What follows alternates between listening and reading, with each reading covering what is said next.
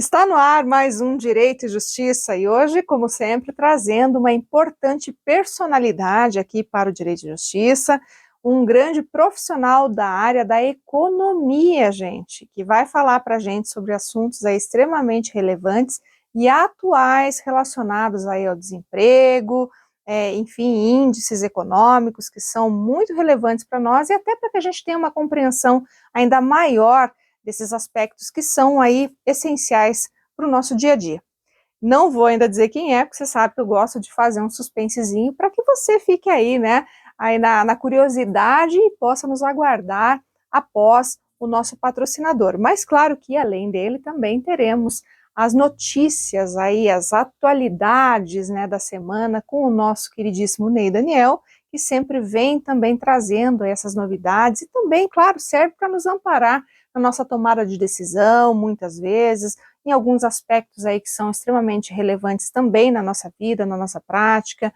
E claro que não é só ele, né, que faz isso. Nós temos também o Matheus de Tiro de Castro, que aborda questões econômicas em sua coluna e vem também nessa toada que o nosso entrevistado também traz no dia de hoje.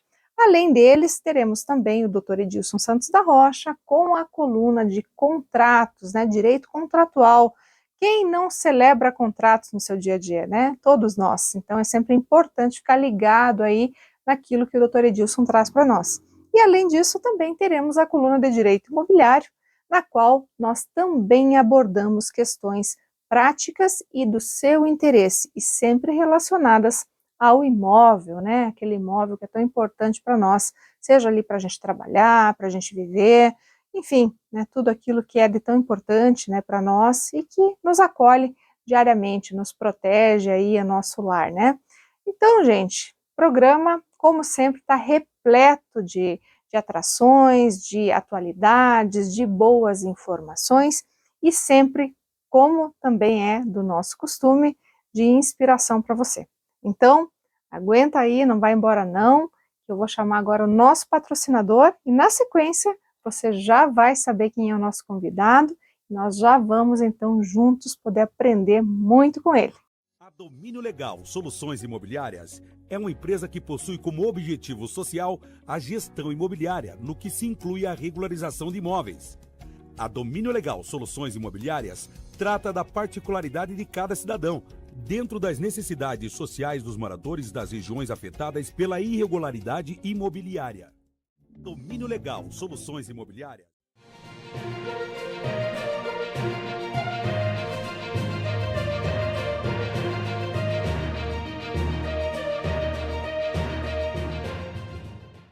Bom, meu querido público, como eu noticiei no início, quem está aqui hoje presente no nosso Direito e Justiça, que vem realmente trazer muita informação, e eu tenho a honra de entrevistar hoje, é o Lucas Desordes. Seja muito bem-vindo, Lucas. Obrigado, eu que agradeço a oportunidade de a gente conversar um pouquinho mais sobre a economia brasileira. Nossa, eu fico muito feliz, viu, Lucas, porque a gente é tão carente, né, de boas informações, de boas referências, profissionais que realmente estão engajados, que conhecem muito daquilo que fazem.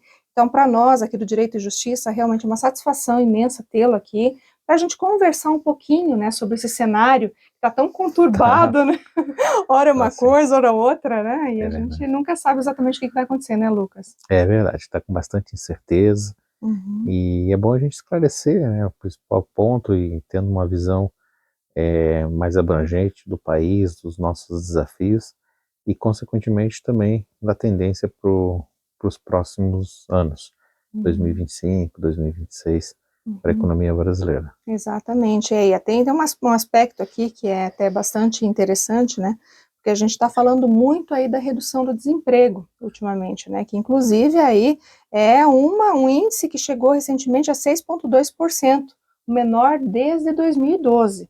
Então todo mundo está comentando, poxa vida, né, que bacana isso, mas e será que realmente esse processo ele veio para ficar? Como que você está enxergando isso, Lucas? A série do desemprego começa em 2012, é uma série que não é tão longa quanto o de outros países, mas é uma taxa mais baixa que a gente vem observando, né, nesses últimos anos e, consequentemente, no histórico da série.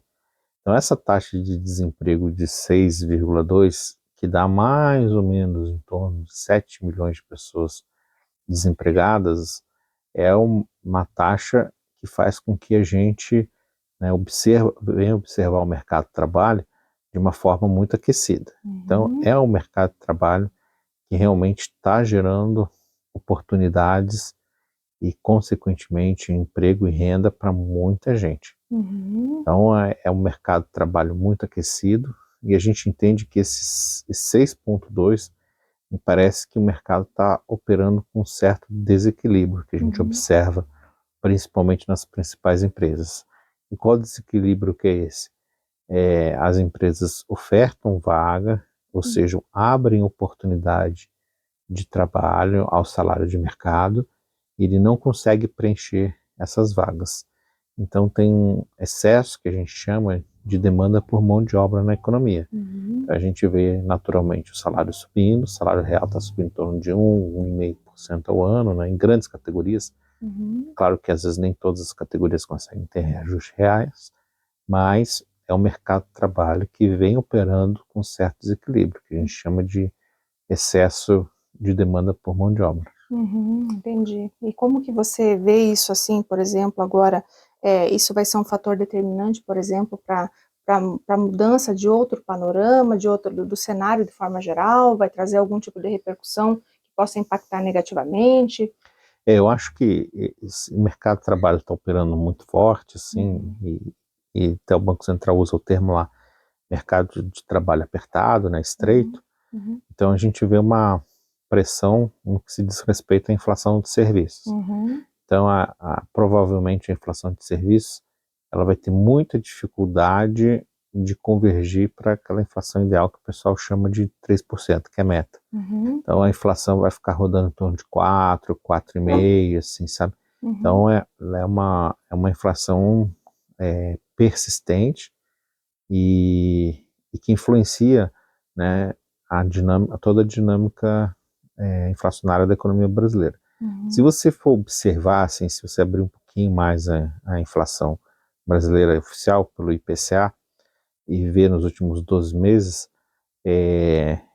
3 grupos se destacam bastante no processo inflacionário, que é o grupo de educação, ou seja, educação é o que mais subiu de inflação, mais 6, 7%, né? Serviços e cuidados pessoais e serviços de saúde. Então, esses grupos, cuidados pessoais e serviços de saúde, assim, em geral, junto com a educação, eles mostram como o serviço como um todo está persistente, está com uma inflação alta. Então, eu vejo que, por isso que o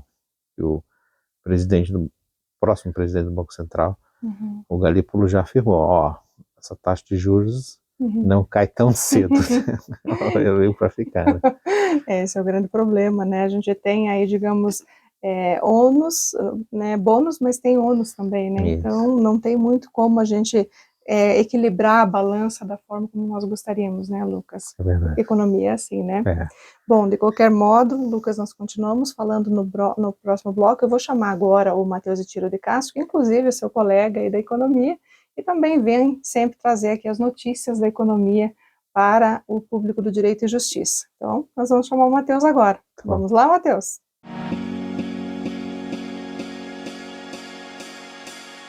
Olá, meu caro amigo telespectador, que está nos prestigiando mais uma vez e nós falamos sobre a economia. E hoje, para tratarmos um pouquinho a respeito do desempenho econômico que estamos vislumbrando para a economia brasileira, tendo aí em vista recentes desdobramentos envolvendo a inflação, a taxa de câmbio e também o patamar da nossa taxa básica de juros da economia, a taxa Selic. Bem se sabe que a economia brasileira tem obtido êxito em conseguir performar taxas de crescimento econômico bastante robustas para o padrão de uma economia periférica tal qual a economia brasileira, tendo aí apresentado um crescimento de 3,2% conforme a revisão do IBGE para o ano de 2023 e também tendo aí um crescimento previsto entre 3 e 3,5% para o ano de 2024. Ou seja, são indicadores, ou melhor, são índices de um indicador bastante relevante e que acompanham-se justamente de um aquecimento que está sendo colocado ali no bojo do mercado de trabalho. A taxa de desemprego atualmente está no patamar de 6,2%, sendo este o menor da série histórica iniciada em 2012. Portanto, temos aí um crescimento econômico robusto, caracterizado por um aquecimento do mercado de trabalho e também por ganhos reais nas remunerações dos trabalhadores, nesse sentido. Só que, por outro lado, existem muitos desafios que vêm sendo colocados para a economia brasileira, vinculados à desvalorização da taxa de câmbio e também à questão dos juros. Nós estamos vendo aí o crescimento da inflação, o crescimento do dólar ante o real e, consequentemente, dos juros, porque na medida em que, pelo regime de metas de inflação, naturalmente, haverá uma pressão para o aumento dos juros conforme a inflação vai aumentando espontaneamente, ou seja, o Conselho de Política Monetária elabora suas decisões pautando-se, sobretudo, neste regime, em grande parte. Ou seja, nós temos aí desafios, determinadas instabilidades macroeconômicas que acabam, de certa maneira, levantando problemáticas que o governo federal tem buscado enfrentar, de certa maneira. E um dos principais mecanismos pelos quais o governo tem tentado é justamente mediante o ajuste fiscal. Recentemente, o governo federal anunciou um pacote de ajuste fiscal, visando ali poupar em torno de 330 bilhões de reais até o ano de 2030, tendo aí justamente como foco programas sociais e também o arrocho salarial, isto é, o controle sobre a política de valorização do salário mínimo.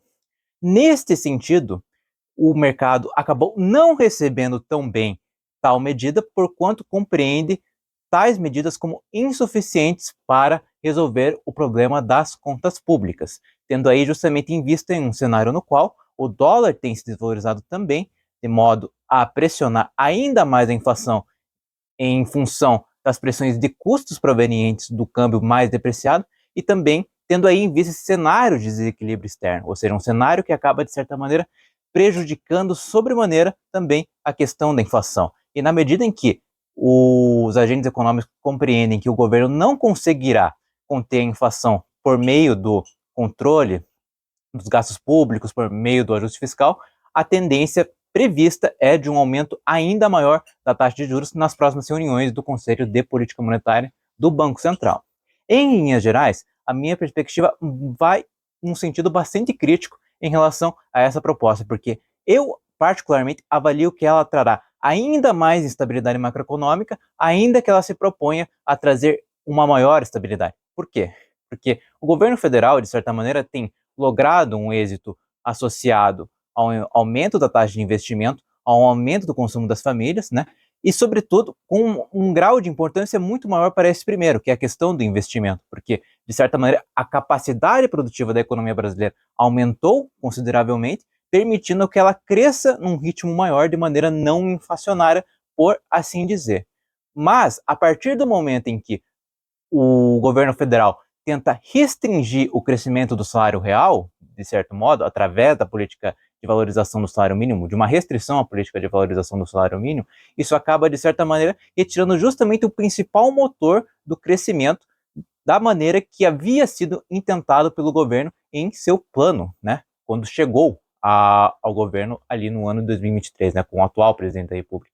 Então, nesse sentido, acaba não trazendo mais crescimento e também não resolve diretamente o problema das contas públicas, porque o ajuste fiscal, neste patamar, ele é insuficiente, ainda mais levando em consideração esses déficits primários recorrentes, associados ao fato do governo gastar operacionalmente mais do que arrecada, e também levando em consideração o serviço da dívida pública, que no ano de 2024 chega ao patamar de 748 bilhões de reais, em grande parte vinculado aí ao altíssimo patamar da nossa taxa básica de juros da economia, da Selic.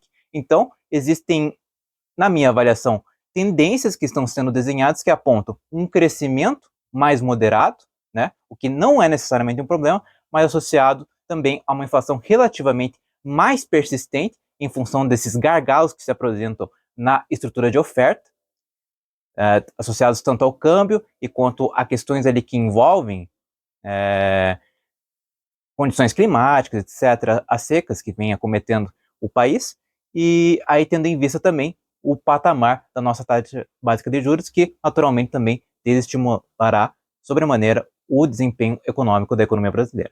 Ou seja, nesse sentido, há uma perspectiva um pouco menos otimista para os próximos anos. Eu acredito particularmente que o desempenho da economia brasileira será inferior em relação ao que a gente tem visto tanto em 2023 quanto em 2024, tanto do ponto de vista de crescimento em si, quanto do ponto de vista de estabilidade das variáveis macroeconômicas.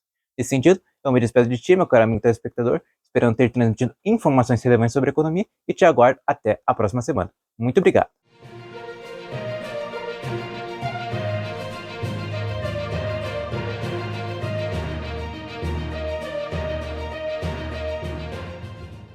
Bom, obrigada, Matheus, aí, notícias sempre pertinentes e, claro, totalmente relacionadas com aquilo que nós estamos desenvolvendo aqui hoje com a fala, né, do Lucas, que é tão pertinente nesse momento aí que a gente tem tanta mudança no cenário econômico. E por falar em mudança, né, Lucas, que coisa essa taxa Selic, não?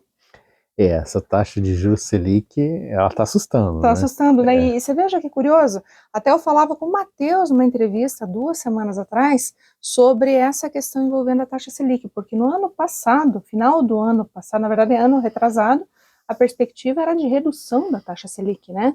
E agora nós tivemos uma última reunião ali no Copom, que foi definido inclusive uma alta, e é assim, bem representativa inclusive aqui, né? De 10,75 para 11,25 aqui, né? Então, expressiva e que assusta. Assusta, e na próxima reunião agora de dezembro, provavelmente vai subir pelo menos 0,5, ou seja, 50 pontos base. Então a taxa de juros Selic também, no início de 2025, também vai continuar pressionada para cima.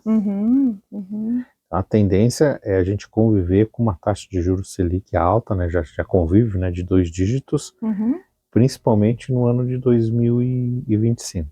A vida, isso assusta porque vai impactar em vários aspectos aí, especialmente aí compra, quem pretende fazer uma compra de um imóvel, por exemplo, né? Porque com a alta dos juros, né? Porque a Selic não necessariamente impede, mas ela vai trazendo os impactos, né? Vai, porque o aumento dela impacta toda essa estrutura de financiamento, né? Ou seja, aumenta as parcelas dessa renda fixa, né? Que naturalmente as pessoas buscam esse financiamento, por exemplo, para comprar um carro em 48 vezes, parcelas fixas, então aumenta essa parcela da renda fixa, e também para as empresas e famílias assim que têm dívida atrelada à Selic. Por exemplo, você faz uma dívida pós-fixada e paga lá o CDI, né, o juros DI, mais uma porcentagem por mês, por exemplo, mais 0,8, 0,9% ao mês. Então, como a Selic está muito interligada ao CDI, aos juros, né, da economia, então ela também sobe nesse aspecto. Então ela prejudica muito essa capacidade de financiamento e, consequentemente, o crescimento econômico. Então, o que a gente espera para 2025, sem sombra de dúvidas? 2024 está sendo um ano bom para o crescimento econômico, taxa de desemprego historicamente baixa, provavelmente o PIB vai vir em torno de 3,2, 3,5, sim, PIB forte no ano de 2024, mas nesse ano que vai vir, 2025, a gente estima que o crescimento econômico ele vem a reduzir, vai ser em torno de 1,9%, 2% ao ano. Ele vai dar uma desacelerada, muito em virtude desses juros altos que a gente está observando na economia brasileira. Pois é, isso é algo totalmente, né, que vem na contramão daquilo que se esperava, até justamente voltando-se aí a ideia de aquisição de bens de consumo duráveis ou até mesmo da casa própria, então traz uma certa dificuldade e a gente vê que então o crédito vai ficar muito mais caro. O crédito vai ficar muito, muito caro e a renda fixa, ela vai ser muito competitiva, então, em relação à renda variável. Então a gente espera esse aumento de custo de financiamento, vai ter mais dificuldade de você pegar um recurso para comprar um carro, mais dificuldade de recurso para você comprar uma casa, um setor imobiliário. E, claro, né, ele vai começar a privilegiar muito quem faz poupança, ou seja, as pessoas que diminuem o consumo e, consequentemente, aplicam no mercado financeiro na renda fixa. Entendi. Bom, mas você também falou ali da questão do PIB, né? A gente vai ter uma alta no PIB, e isso aí, ao mesmo tempo que a gente tem uma alta da taxa Selic, também vamos ter uma alta do PIB. E você vê isso com bons olhos? Como é que eu fica acho essas que questões? assim, a Selic está subindo, né? E o PIB subiu um pouco, mas eu acho que em 2025, com um aumento ainda maior, né, da taxa de juros e a sua manutenção, sei lá, a Selic pode chegar, tem muita gente falando que a Selic vai chegar a 13%, 14% em 2025, né? Então a Selic chegando nesse patamar, ou seja, um patamar historicamente bem elevado, ele vai começar a desestimular o consumo. Então, por exemplo, o consumo e investimento das empresas. Então o consumo está muito forte, né? O consumo na economia brasileira está crescendo muito forte. Lembrando que a gente teve nesse ano, em 2023, mas principalmente também em 2024, um estímulo fiscal muito elevado. Um estímulo fiscal vindo principalmente dos programas de assistência social, que ajuda muito a renda da economia e, consequentemente, o consumo, e também, né, um estímulo, às vezes, da questão judicial, né? São os precatórios, né, que joga dinheiro na economia e ajuda a economia a crescer. Então, esses estímulos vão diminuir para esse ano de 2025, e a taxa de juros também vai dificultar o seu crescimento econômico. Então a gente entende, né, que a economia brasileira vai desacelerar. Não é uma recessão. A princípio, né, na nossa visão de referência, no nosso cenário de referência, a princípio tudo que se desenha é uma desaceleração da economia brasileira. Por exemplo, esse ano de 24 crescemos 3,5%, beleza. Então agora vamos crescer mais próximo de 2%. É tirar o pé do acelerador. Dá uma pisada no freio, Dá uma digamos pisadinha assim. de leve no freio, né? Isso que o Entendi. governo quer fazer. Bom, pelo menos não é algo tão preocupante, digamos Não. assim, né? Só pisar um pouquinho no freio, então, né? E daí, no caso, qual o teu conselho? Vamos supor, alguém que está pensando em comprar uma casa, ou fazer um investimento, ou adquirir um carro. Qual seria o teu conselho dentro dessa tua visão? Compra já, espera, o que que faz? Assim, a compra, às vezes, de um bem imobiliário, ou de um bem de capital, ou um bem de consumo durável, assim, ele sempre está muito relacionado, assim, também pela oportunidade que você tem. Então, por exemplo, assim, se você tem uma oportunidade de comprar um bem a um preço muito menor, ou seja, tem um desconto, e, consequentemente, você poder negociar bem esse preço, aí, de repente, vale a pena, mas sem se financiar muito, né? Então, no setor imobiliário, o que a gente está observando, assim? Às vezes, para você aproveitar a oportunidade de preço, você tem que dar uma parcela maior. A Caixa já está começando a exigir já uma parcela maior também. Uma parcela de, no mínimo, 30%, se eu não me engano, né? Era 20%, agora passou a 30%. Então, se você tem a capacidade de dar uma parcela maior, negociar uns juros mais interessantes, aí faz sentido. Agora, para aquela população, assim, que não tem muita segurança no seu emprego, e, consequentemente, precisa de um financiamento muito maior e uma taxa de juros que faz com que as parcelas não caibam no seu orçamento, então eu sugiro você adiar um pouco esse consumo, essa compra, para quando a economia estiver numa situação financeira melhor, que hoje não é o caso. Exatamente. Bom, a gente falou realmente o especialista, né, que tem já a visão aí daquilo que está acontecendo, né, de forma macro, e consegue, né, ter realmente essa perspectiva, né, tanto 2025, né, com certeza também daqui a alguns anos, aí você já tem uma projeção, né, do que vai acontecer, né, Lucas? Dá pra gente ter uma ideia, né? Isso, a gente espera que 2026, 2027, com equilíbrio macroeconômico melhor, a gente consiga ter uma condição financeira melhor para a economia brasileira. Maravilha, então. Bom, Lucas, eu vou chamar agora o Ney Daniel, que fala sobre o Sindicato dos Advogados do Estado do Paraná, e também para trazer as notícias da semana, que o nosso público tanto gosta e também espera para se atualizar aí. Depois a gente volta aqui para continuar conversando. Obrigado. Vamos lá então, Ney?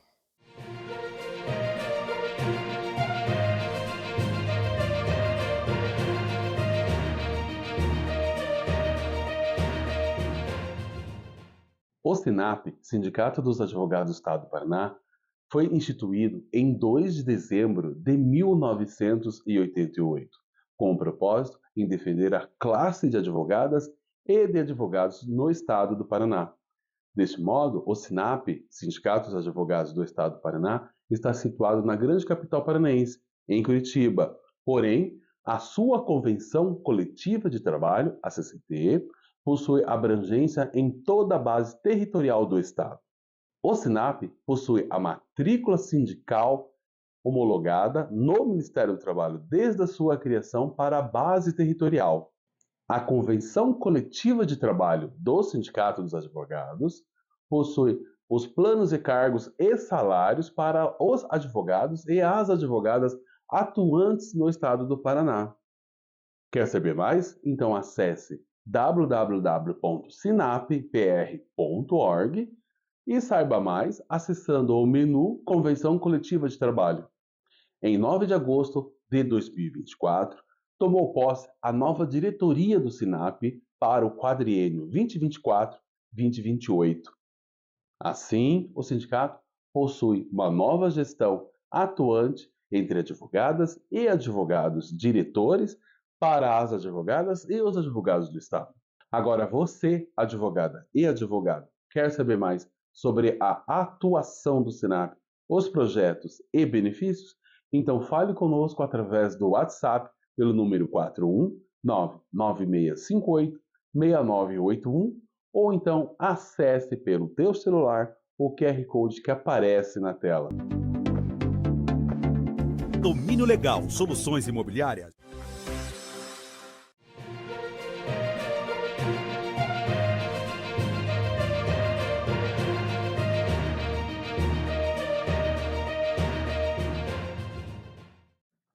Olá, telespectadoras e telespectadores que estão sempre aqui conosco acompanhando o programa Direito e Justiça. Agradecemos a vocês pelo carinho e pelo prestígio ao programa Direito e Justiça com Débora de Castro da Rocha e também as mensagens que são sempre encaminhadas com muito carinho para as nossas redes sociais e do programa Direito e Justiça. Agradecemos também ao entrevistado da semana e a nossa ilustre apresentadora e jornalista Débora de Castro da Rocha. Mais uma vez agradeço por estar aqui com todos vocês e por fazer parte desse belíssimo programa que tem o objetivo de informar a você, tanto o que ocorre no cotidiano das pessoas, como também aquilo que lhe refere sobre os seus direitos.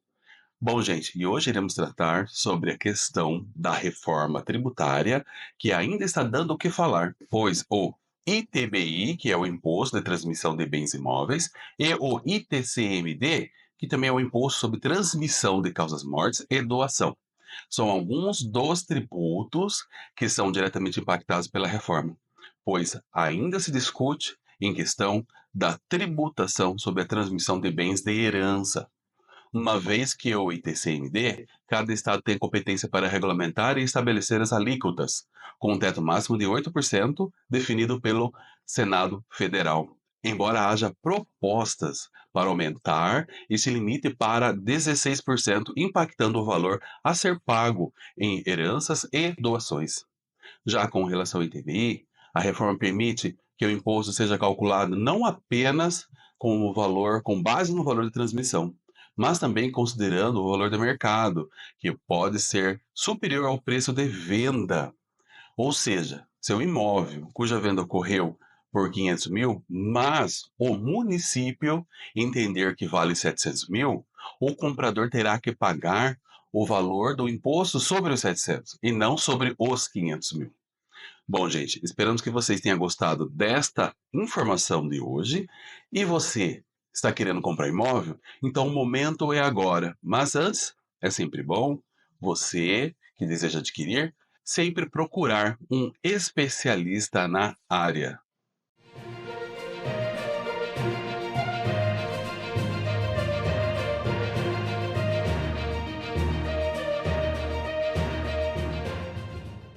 Bom, Ney, agradeço aí pelas tuas informações, como sempre, né, muito importantes para o nosso público. Mas continuamos então aqui, Lucas. A gente falou muito das questões aí que envolvem a taxa Selic, juros, né, das tuas perspectivas, inclusive, em relação a tudo isso. Mas assim, né, como a gente sabe, temos também resultados positivos, né, a gente já conversou sobre isso, né, que estão atrelados justamente à atividade econômica, né, tais quais emprego, crescimento do PIB, né, que a gente conversou, envolvem aí, só que daí, além, né, da gente ter esse crescimento, enfim, toda essa questão positiva, nós temos também a dívida pública que está crescendo cada vez mais. E nesse sentido, então, a gente teve agora uma recente alta do dólar, inclusive chegando a níveis históricos, né, R$ 6. E agora, diante disso, o que a gente pode fazer? Existem soluções? Ou como você enxerga tudo isso? E quais os impactos desse crescimento? Então, quando a gente olha a economia brasileira, Uhum, a gente vê pontos fortes, que é o caso do uhum, emprego, que é o caso do produto, mas vê pontos também de desafios, ou uhum, seja, de preocupação. Então, hoje, um dos pontos principais de preocupação que a gente tem é do equilíbrio fiscal e, consequentemente, das condições que a gente chama das contas públicas, principalmente do governo federal, né, onde vem a capacidade de financiamento, que é o que a gente chama de governo central. Então, por exemplo, a gente pega, né, o governo federal e a gente observa que a gente vai continuar, tudo indica, né, a gente pode continuar com um déficit muito elevado nos próximos anos, principalmente o déficit que a gente chama, é um déficit operacional, que é o déficit primário da economia brasileira, uhum, tá? Sem contar o pagamento de juros, ou seja, o déficit operacional da economia.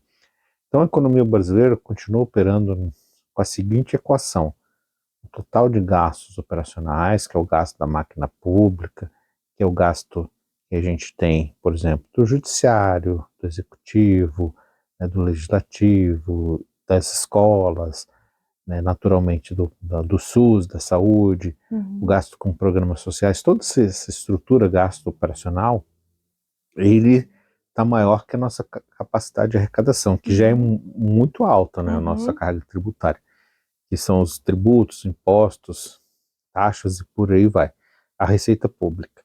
Então, nesse sentido, o que a gente vem observando na nossa economia, assim, né, o déficit primário da economia brasileira, ele é insustentável, ou seja, ou uhum, melhor ainda, insuficiente para você estabilizar essa razão que a gente chama da dinâmica da dívida sobre PIB, uhum, que é a dívida total da economia brasileira, que já está batendo em torno de 9 trilhões de reais, ou uhum, seja, quase 80% do PIB, vai chegar a 80% do PIB, o PIB está indo para 11, 12 trilhões, né? uhum, Então a gente está falando de 70 e alguma coisa de dívida bruta, uhum, tá? Então a gente vê essa dívida em relação ao PIB crescendo muito forte, tá?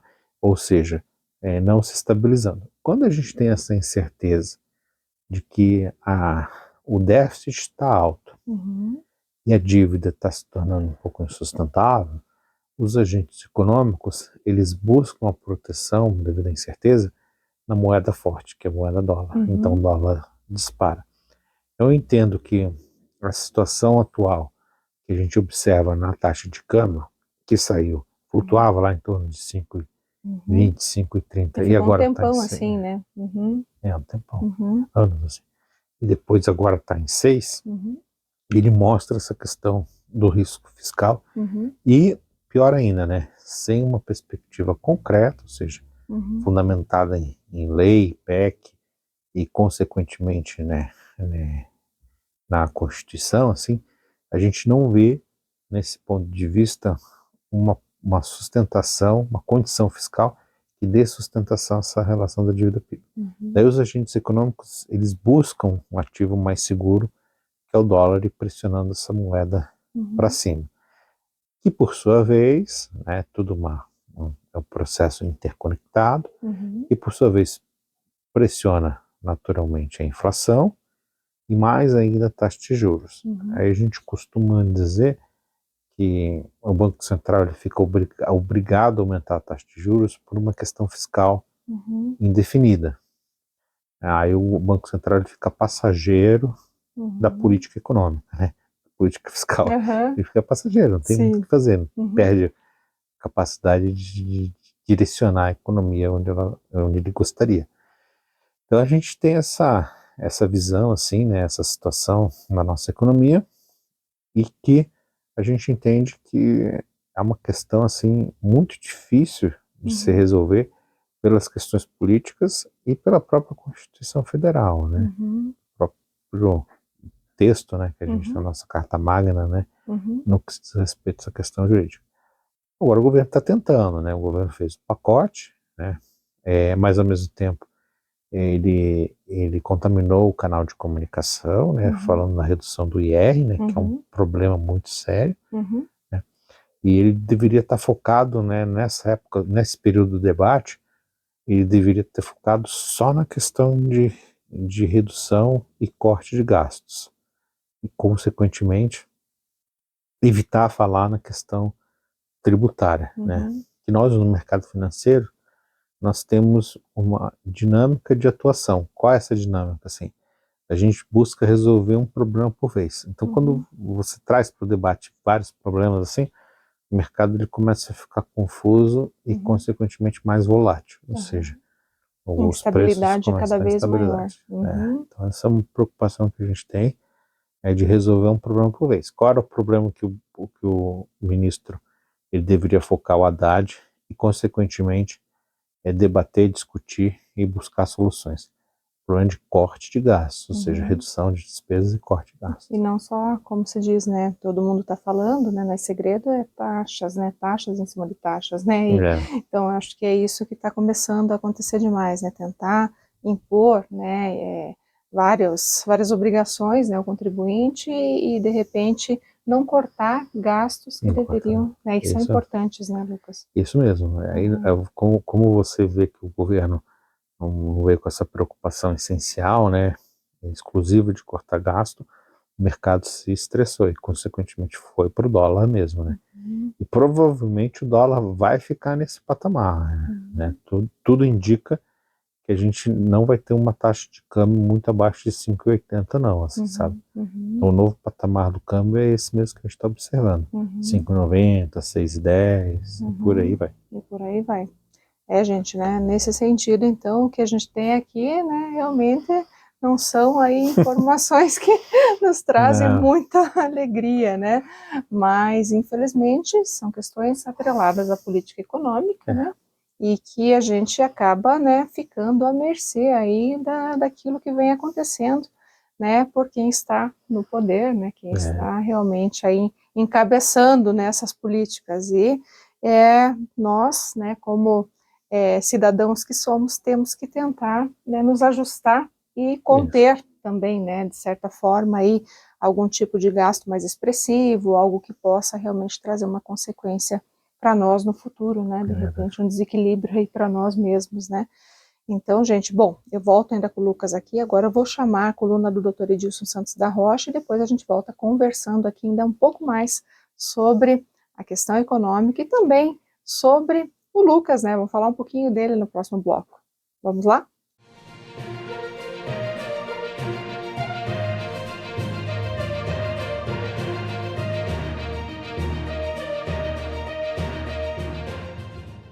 Senhoras e senhores, sejam bem-vindos a mais uma coluna Direito Contratual aqui no programa Direito e Justiça.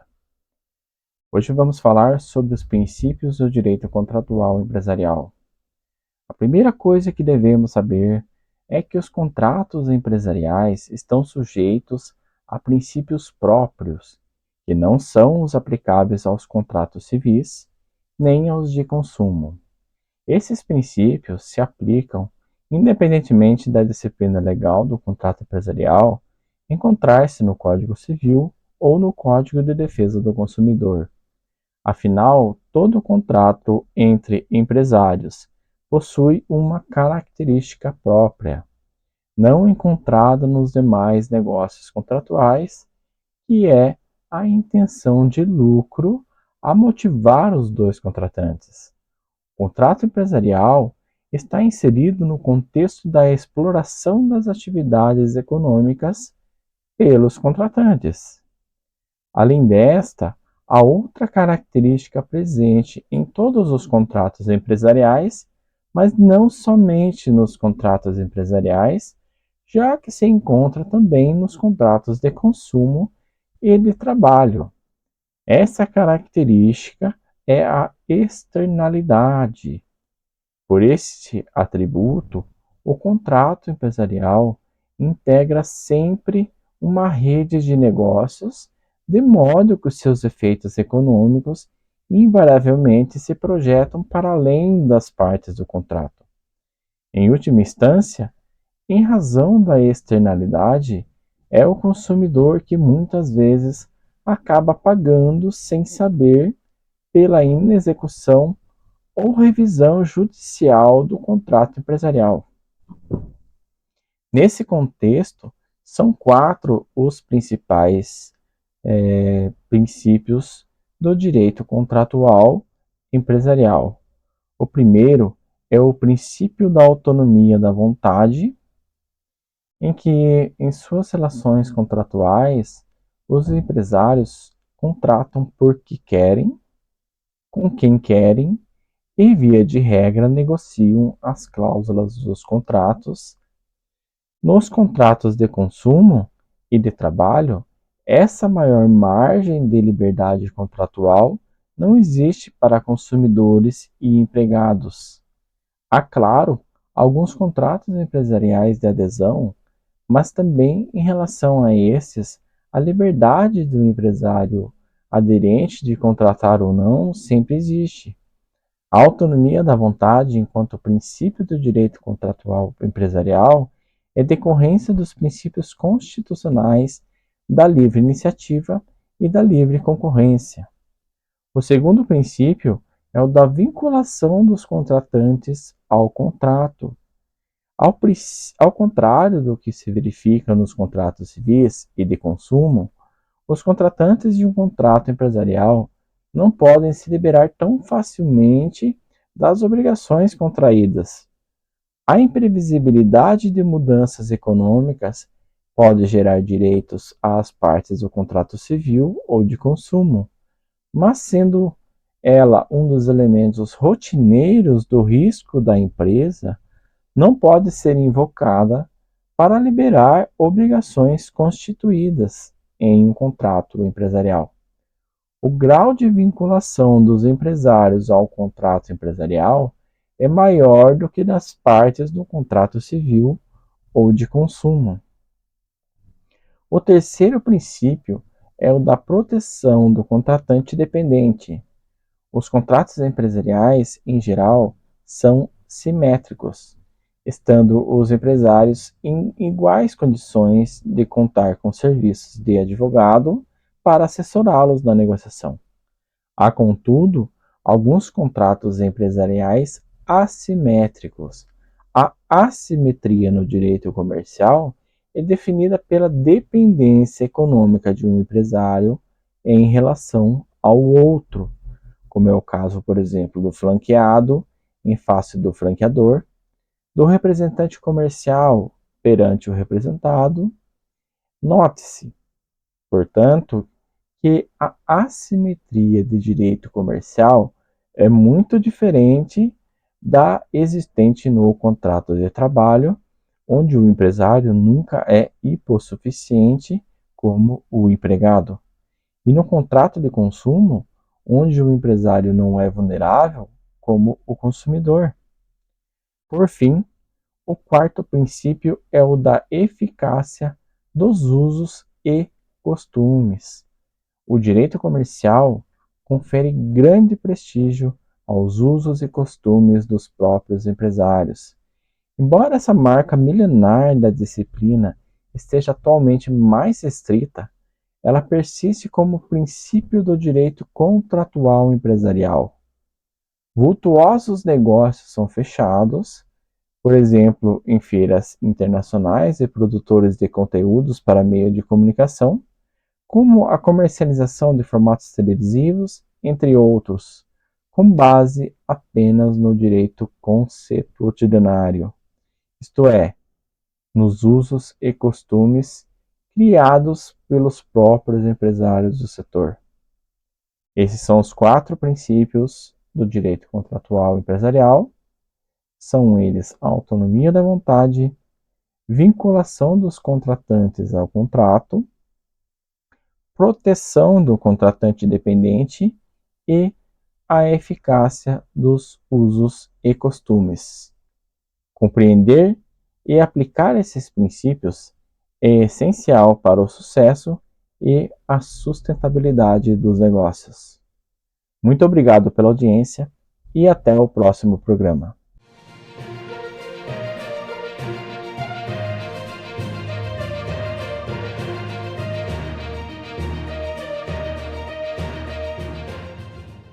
Olá, meus queridos amigos e amigas do Direito Imobiliário. Voltamos aqui na nossa coluna hoje para falar sobre um tema aí que está dando o que falar no mundo jurídico, especialmente aqui para nós do Direito Imobiliário, que é a elevação da taxa Selic para os atuais 11,25.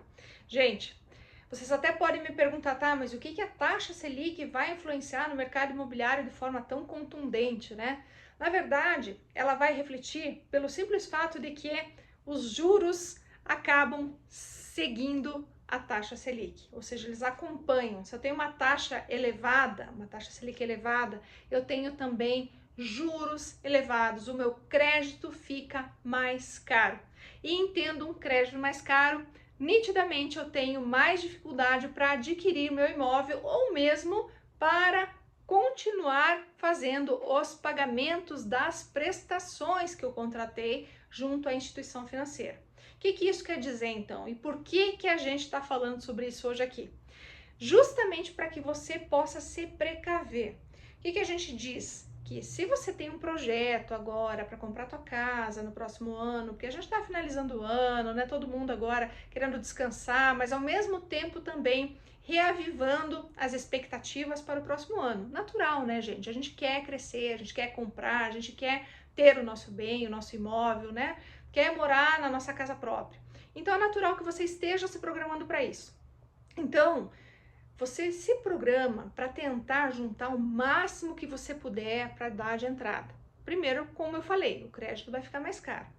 E normalmente você sabe que quando você contrata, o modelo de contratação normalmente é pela saque, né? Que é justamente quando você tem aquele sistema de amortização constante, né? E nesse sentido aí a gente está atrelado aí a uma taxa fixa mais a taxa referencial.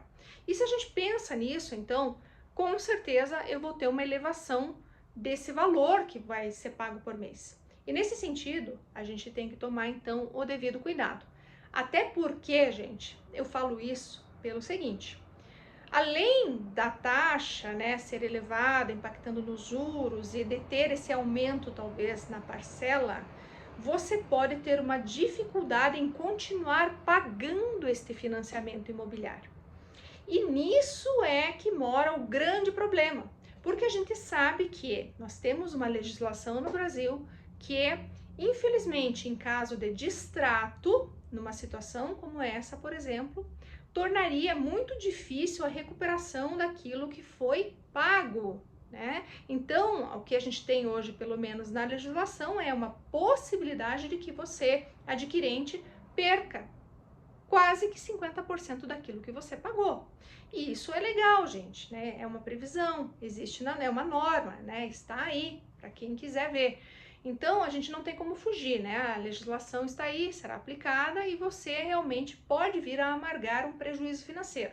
Razão pela qual eu trago esta questão para você muito específica, para que você então se atente, junta um valor maior para você dar de entrada, eventualmente aí, para não ter um parcelamento tão a longo prazo, para ter essa segurança que é tão importante diante deste cenário que nós estamos enfrentando aqui e que provavelmente vai nos acompanhar aí pelos próximos anos, né? Claro que aqui a gente não fala só para quem compra imóvel, né? Para o incorporador também é uma situação complicada, porque ainda que ele retome esse imóvel diante de um eventual inadimplemento, uma impossibilidade de manutenção desse contrato, ele também terá dificuldade para comercializar novamente esse imóvel.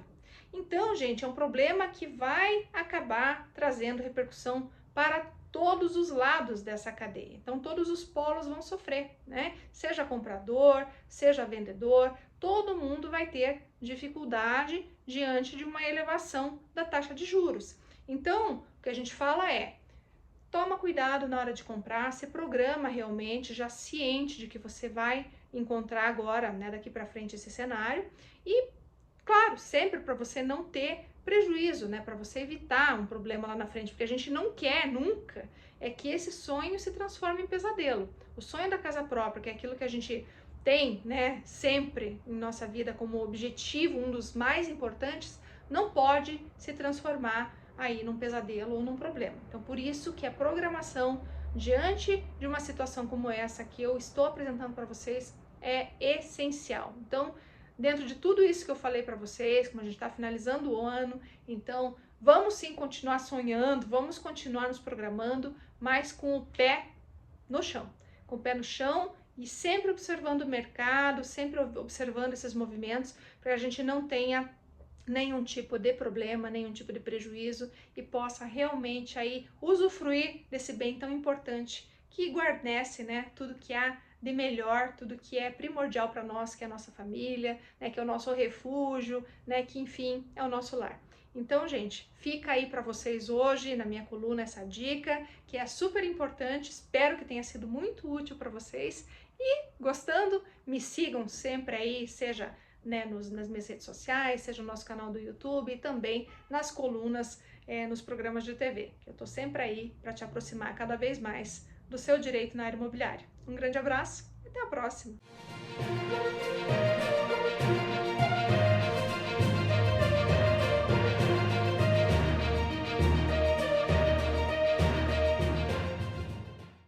Bom, voltamos então depois da coluna do Dr. Edilson Santos da Rocha e agora, como eu prometi a vocês, eu vou falar um pouquinho com o Lucas sobre a carreira do Lucas, porque assim, gente, o Lucas, ele se formou pela Universidade Federal do Paraná em 1999, Ciências Econômicas, na sequência já engatou o mestrado em Desenvolvimento Econômico, seguiu no seu doutorado, já trabalhou com grandes consultorias aqui em Curitiba, né, como eu falei para vocês no início, ele é uma grande referência no nosso estado, nosso país aí, né, como economista que é, e o Lucas hoje também, né, tem uma consultoria que é a Rubik, né?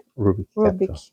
É a Rubik Capital, consultoria de finanças corporativas e gestão de investimento, né, Lucas? Então, assim, vem desenvolvendo uma trajetória incrível na economia, né, uma grande referência para todos nós, né, e como que, né, você podia deixar até para o nosso, né, público entender a tua carreira, a tua opção, né, pela economia lá atrás, a vocação que veio, né, que eu acho super importante isso. Então, eu verticalizei minha profissão, assim, né, então eu fiz graduação, mestrado, doutorado, tudo em economia. Diferentemente de alguns amigos meus, assim, que também fizeram escolhas acertadas, interessantes, que é fazer economia e contabilidade, economia e direito, né, que é uma boa combinação, ou economia e outra área, né, específica.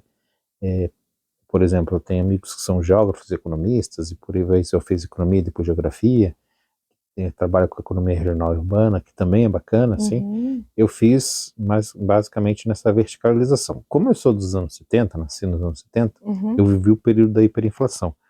E na época que eu estava... também, né? Tablita, né? Tablita. Né? A gente ia no mercado, tinha Sim, toda hora, o tempo inteiro, né? Preço. Isso. E quando eu estava para decidir o curso, veio o Plano Real em 94. Aí em 95 a inflação caiu, aí em 95 eu fiz uma inscrição no vestibular, em 96 comecei a fazer economia, porque eu falei, quero entender esse processo aí, né? Porque a inflação começou a ceder, e consequentemente a economia começou a voltar a crescer, né? Isso. Que foi no governo Itamar, e o Fernando Henrique era o seu ministro da Fazenda, depois virou presidente em 95. Daí eu falei assim, não, eu quero entender como que funciona. Então, daí comecei a estudar bastante, né, macroeconomia, sempre gostei, né, desses assuntos mais de país, assim, consequentemente da macro, e me formei em 99. E daí, na sequência, eu já comecei, lecionei na Federal, lecionei na FAI, lecionei na Universidade Positivo e agora estou na PUC. Que bacana. Fiz toda a carreira completa, aí, né? Conheci várias instituições.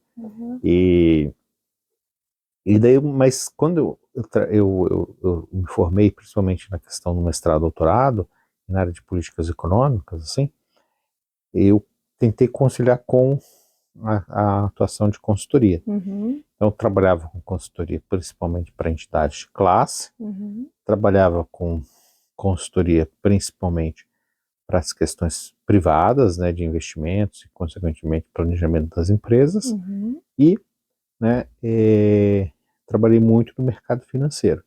Então, hoje a Rubik Capital é na parte de finanças corporativas, por exemplo, a gente faz projeções e análises macroeconômicas, eu gosto de fazer bastante projeção econômica, e a gente tem uma consultoria forte na FEComércio. Que bacana.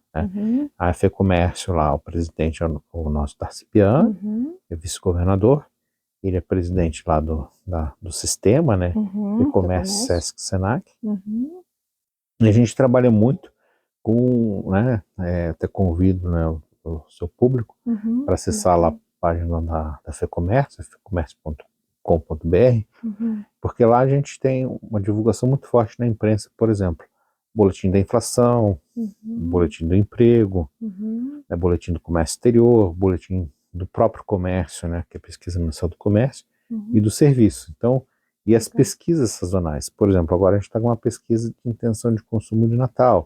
A gente teve agora recentemente a pesquisa da Black Friday. Também a do 13º, né? O que vai fazer com o 13º, né? Sempre aquele dilema, pagar dívida ou consumir, né? Investir. E normalmente a pessoa consome. Consome bastante. Então, assim, aí eu estou nessa parte assim, de assessoria econômica, né? Hoje eu sou assessor econômico lá da FEComércio. Mas eu sempre alinhei, né, essa minha atividade acadêmica com a atuação no mercado. Bacana, né? Porque você consegue ter aquele equilíbrio, né? De estar ali também com os graduandos, né? Trocando aquela experiência e ao mesmo tempo também no mercado, né? Acompanhando toda essa sistemática, toda essa evolução, né? Da economia, e esses avanços, esses retrocessos, né? Que a gente, infelizmente, né? A gente tem que acompanhar e não é de hoje, né? Nós estamos no Brasil, né? E o Brasil tem essas oscilações, né? Infelizmente, né? A gente convive com isso desde que era pequeno, né? Eu sempre comento, né? Você é da década de 70, você viveu, né? Desses a gente já viveu bastante solavancos, né, da economia, né? Então a gente viveu, né? Experienciou e até hoje a gente experimenta, né? Essas situações que, infelizmente, são aí responsáveis por muitas outras questões que nós vivemos no nosso dia a dia, né? Tem impactos, né? Tem implicações, né? Seja no emprego, seja, especialmente aqui a gente fala muito de consumo, seja eventualmente aí numa projeção que você tem aí na construção da sua vida pessoal, com uma, né, aquisição de um imóvel, enfim, todos os aspectos acabam trazendo a economia, né, Lucas? Não tem como afastar, né? Economia é a ciência da sobrevivência do nosso dia a dia, né? Então traz bastante debate sobre a realidade das famílias brasileiras, né? Do país e das famílias, sem sombra de dúvidas. Exato, por isso que eu sempre falo aqui, né? Não por acaso que a gente gosta tanto de trazer profissionais que são referência, Lucas, aqui pra gente, porque assim, cada profissional que vem e fala um pouquinho da sua história, do seu trabalho, da sua trajetória, ou mesmo de algum aspecto, né, que hoje a gente está abordando aqui, aspectos econômicos, sempre trazem um crescimento, uma riqueza imensa para o programa, porque a gente consegue debater, e mais ainda, eu digo sempre, né, sobretudo inspirar o nosso público, né, para que todas as pessoas, todos os nossos telespectadores que nos assistem semanalmente possam saber que realmente profissionais como vocês estão desenvolvendo um trabalho de excelência, estão realmente fazendo a diferença na sociedade, né? E também para mostrar para essas pessoas que elas podem, se eventualmente estiverem ou numa dúvida aí em relação ao que escolher, ao que fazer, né, poder se inspirar e poder ver o campo de trabalho, o que ela vai poder fazer, né, na vida dela profissional, ou mesmo se está em transição de carreira, tem muita gente que, puxa vida, não gostei disso, Isso. né, posso mudar, posso migrar, ou conciliar, como você falou, né, você verticalizou, né, no teu segmento, mas muitos colegas teus, né, acabaram também fazendo outras faculdades e puderam unir, né. Isso que é bom, né, que é uma estratégia boa também, né, Bacana, depende do né? perfil, né, da pessoa, né. Tudo depende daquilo que a pessoa quer, né, Isso. para ela, né, então... Não, tenho vários colegas, assim, que vieram para a área tributarista, que fizeram, além de economia, fizeram direito, por aí vai, né. E Ou ela na área só agrega. financeira, contabilidade, que é muito bom, com economia, é uma boa combinação também. Então, e tudo vem para somar, né, por isso que a gente sempre fala Bem. aqui, para que as pessoas, às vezes, muito embora elas pensem, poxa, já fiz, já passou meu tempo, né, já completei tantos anos, agora não dá mais para fazer e tal, nunca é tarde, Não, né, você sempre pode fazer, sempre pode agregar, né, conhecimentos, você já tem uma graduação, faça outra, né, se encontre aqui, se inspire no profissional que está aqui, para que você também consiga chegar naquele lugar em comum, que é o que a gente sempre fala, sabe, Claro. Lucas? todo mundo tem capacidade, todo mundo tem potencial, né? Às vezes a gente encontra ali algumas portas que se fecham para nós, né? Ao longo da nossa carreira, mas isso só é para que a gente possa realmente ganhar mais força, né? E tomar mais impulso para seguir em frente, Crescer, né? né? Para mudar e crescer, isso Mudar mesmo. e crescer, né? Porque às vezes a gente não está no lugar certo, né? É normal, isso é como acontece. Eu sempre gosto de falar para o público sobre isso, né? Sobre a gente saber que a gente tem o nosso lugar, né? E que muitas vezes a gente não está no lugar certo e que a gente tem que procurar, tem que se arriscar, não pode ter medo de enfrentar o desconhecido, de seguir em frente, de acreditar em nós mesmos, né? Porque ninguém pode dizer para a gente que a gente não é capaz, só a gente mesmo, né? É verdade. Eu acho que é um caminho, né? Muito importante. Assim, a sua capacidade é você que define, né? Suas limitações e, consequentemente, onde que você quer chegar. E se tiver que fazer mudanças, ajustes durante a vida, assim, é importante você fazer, né? Enfrentar e consequentemente, trilhar o seu caminho. Isso Isso é mesmo. importante. Isso, e sabendo que nunca é tarde, né? Nunca é tarde, não, Nunca nunca é é tarde, tarde. né? A gente está aí para justamente dizer, né, que eu mesma sempre falo aqui, né, eu sou advogada de carreira, né, mas assim, me descobri comunicadora, me tornei jornalista, né, hoje apresento programa de TV, enfim, faço várias coisas também, né, dou aula, e eu acho que a gente não é necessariamente só aquilo que a gente elegeu no início, né, que a gente pode transitar por várias áreas, fazer aquilo que a gente gosta, que a gente tem vocação, que você tem afinidade, e enfim, levando aquilo que de melhor você sabe fazer para alguém e podendo transformar vidas muitas vezes, né? Isso é importante para a gente aqui. Fundamental, isso mesmo, doutora Débora. Né? Sim. Olha, Lucas, eu né, gostaria de conversar com você muito mais, porque assim, você é um poço de conhecimento, né? Acho que né, a gente teria muito para falar aqui, mas o nosso tempo é limitado. De qualquer maneira, eu agradeço imensamente por você ter vindo, sei quanto é corrido para você, né, dar aula, né, ter tua atividade também com a tua consultoria, enfim, você é super demandado, mas assim, sei que também, quando precisar, eu posso contar contigo para uma nova oportunidade aqui no programa. Eu que agradeço, né, sempre uma oportunidade, a gente está falando sobre economia e os desafios do Brasil para esse ano que vai chegar, 2025. E fico à disposição, né, para a gente poder conversar em outras oportunidades também. Com certeza, e desde já, né, renovo então o convite para que volte aqui para a gente continuar conversando sobre a economia brasileira. Obrigado. Imagina, eu que agradeço. Bom, gente, eu mais uma vez me despeço de você, sempre acreditando que a gente pode fazer melhor, que a gente pode se tornar ainda melhor do que a gente é, nunca desanimando frente aos obstáculos que possam surgir, frente a qualquer situação, sempre sabendo, sempre acreditando que a gente pode conseguir chegar onde a gente quiser. Basta a gente querer, basta a gente lutar, basta a gente estudar, basta a gente não se intimidar, porque a gente é brasileiro e a gente vai atrás daquilo que a gente quer. Então, gente, eu te desejo uma semana incrível, cheia de realizações, de muito sucesso, de muita luta, mas também de muita vitória. E espero você na próxima semana. Um grande abraço e até lá!